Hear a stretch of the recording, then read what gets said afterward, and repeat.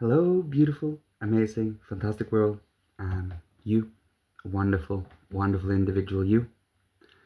Today, I would like to speak about how over time, when we do cultivate and develop our own inner being and capacity for the beautiful and the warm and the inclusive, we begin to meet every individual human being as who they are, and at the same time holding a certain inclusive morality and underlying respect for the human being at the same time. So we take every human being with a certain amount of baseline moral respect, and then based on the individual, we either deepen and strengthen our relations or are kind of rejecting them based on what is healthy or unhealthy for us.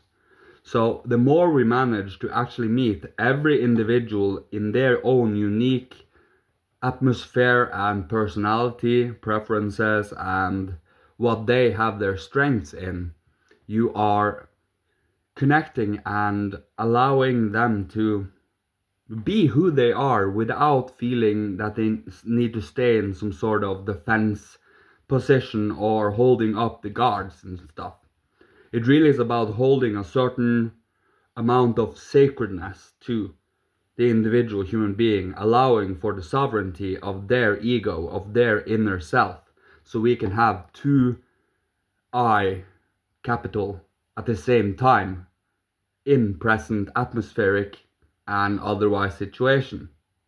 So it really is about staying in this creative, dynamic relation to another. For once you do, you start to see that we are very malleable and metamorphic when it comes to human beings and how we are capable of interacting with many, many different types of human beings. The more you experience others, having gone through God knows how many friend groups and individuals and people over your lifetime, it is very helpful and is more or less building blocks for our understanding of the human being today. So it's not about rejection or inclusion. It's not either or. We do not fall automatically to one of these just because preference. We do have both rejection and inclusion. We include what is healthy, what is uplifting, what is loving, what is warm, moral, good. And we try to root out and transform and redeem what is ugly and shadow-like within us so that it can become to help and to service of our personality in the first place. It is a very difficult journey because it requires us to know ourselves in relation to the world, not excluding one's own being when we observe the world, because we need to remember that the subjective, our inner being, is happening in objective space, and excluding the human being using our subjective method of perception to prove that we don't need subjectivity is kind of ironic, isn't it? So it's all about coming to an understanding that our vessel is the instrument and vehicle and vessel for perception, for sensation, for understanding, for all of it.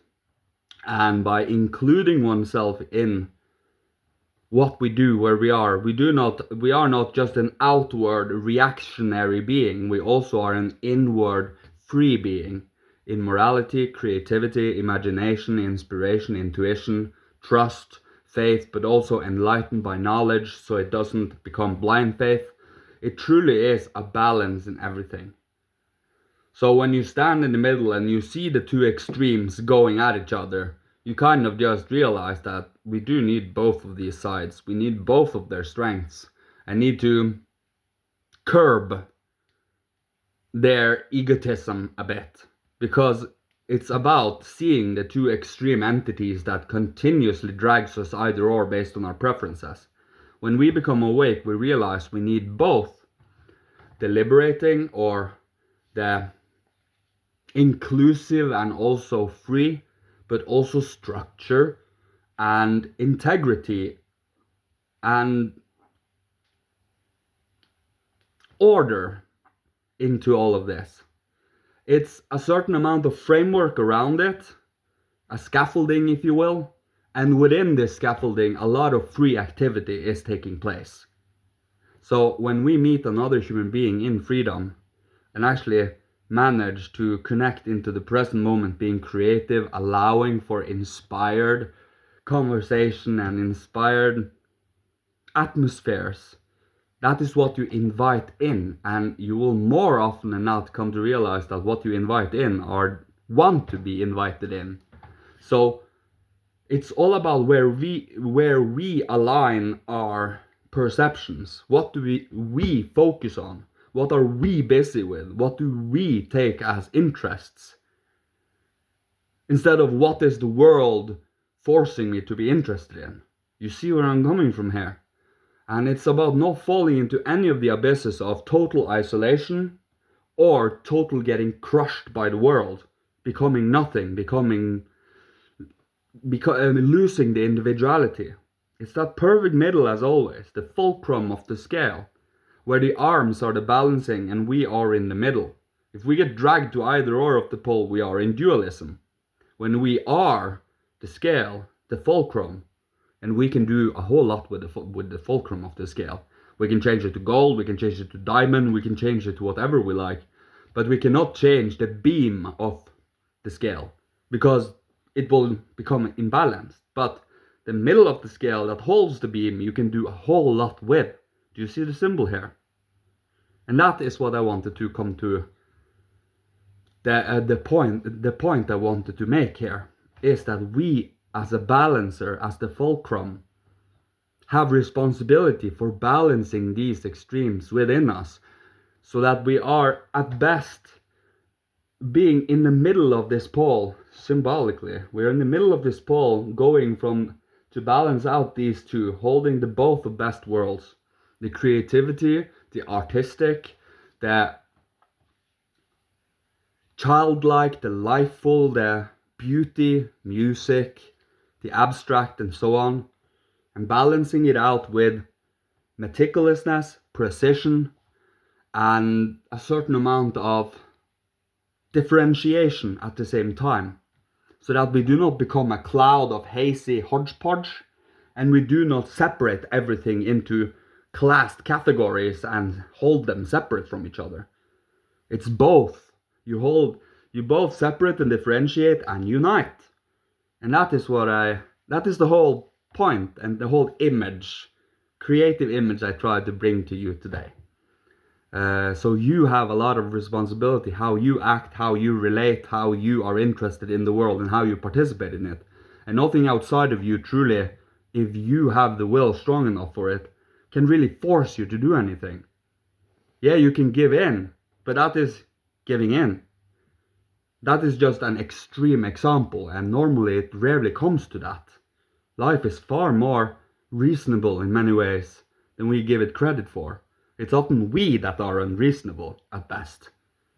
Life is kind of very pure in and of itself, but we have a tendency to invite in a whole lot of erring and a whole lot of conflict, just to satisfy and satiate our own ego and pride. That is the truth.